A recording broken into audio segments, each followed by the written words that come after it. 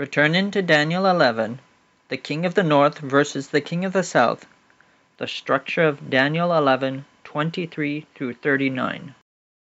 Let's take a closer look at the pair of heart, verses 25 through 30, and attack on God, verses 36 through 39. First, though, a closer look at attack on God, verses 36 through 39. The little horns attack on God in Daniel 11, verses 36 through 39. And the king shall do according to his will, and he shall exalt himself and magnify himself above every god, and shall speak marvelous things against the God of gods, and shall prosper until the indignation be accomplished. For that is determined shall be done. Neither shall he regard the God of his fathers, nor the desire of women, nor regard any god, for he shall magnify himself above all. But in his estate shall he honor the God of forces, and a God whom his fathers knew not shall he honor with gold and silver, and with precious stones and pleasant things. Thus shall he do in the most strongholds with a strange God, whom he shall acknowledge and increase with glory, and he shall cause them to rule over many, and shall divide the land for gain. Magnify himself above every, and magnify himself above all.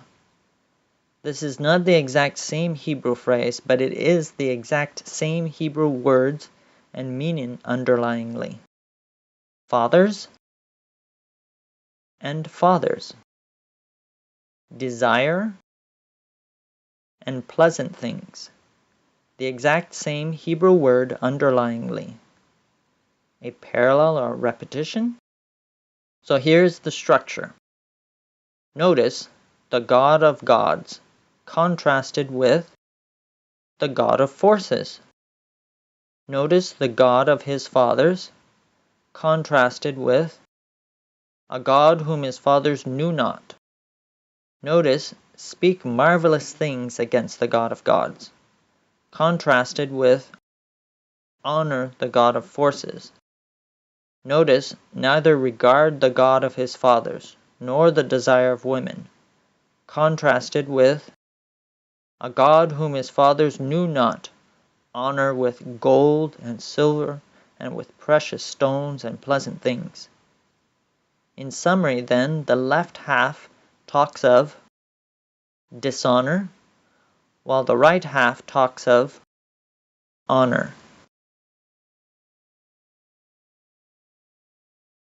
And now a closer look at heart, verses 25 through 30.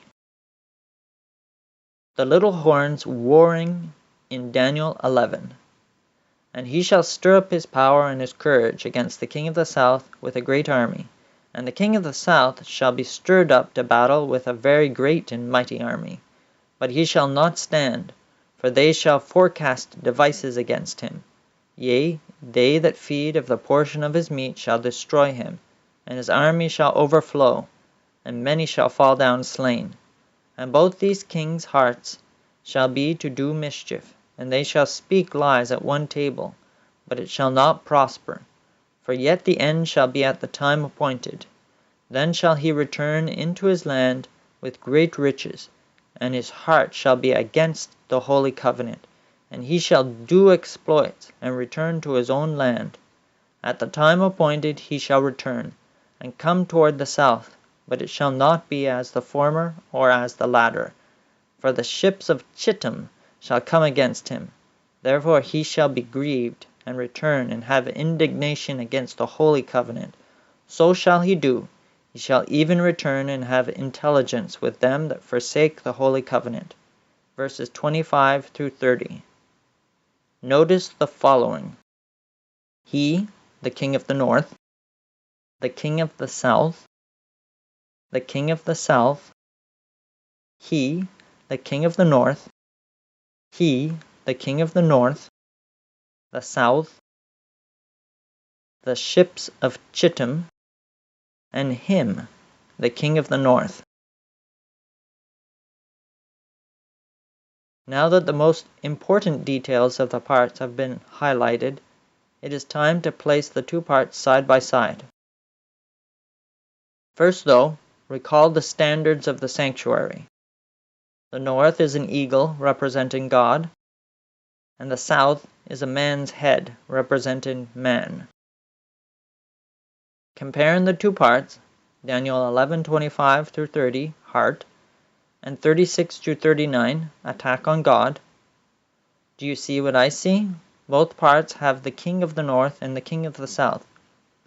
Even though verses 36 through 39 contains two personalities, a north and south personality, we are told quite clearly that there is only one king or kingdom, and the one king shall do according to his will. Daniel 11:36. And this is speaking of the king of the north, and yet he is a union of the north and south. How can this be? The key text relating Daniel 11 verses 25 through 30 to 36 through 39. And both these kings' hearts shall be to do mischief, and they shall speak lies at one table. But it shall not prosper, for yet the end shall be at the time appointed. Verse 27. Note, this text speaks of the making of a league between the two kings.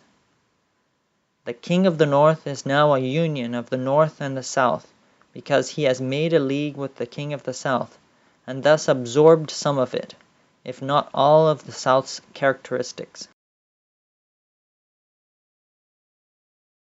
We turn for one last look at attack on God, verses 36 through 39. Oops, this one doesn't belong.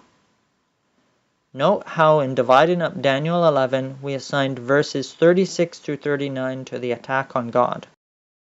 Verse 39 doesn't fit the pattern established by verses 36 through 38.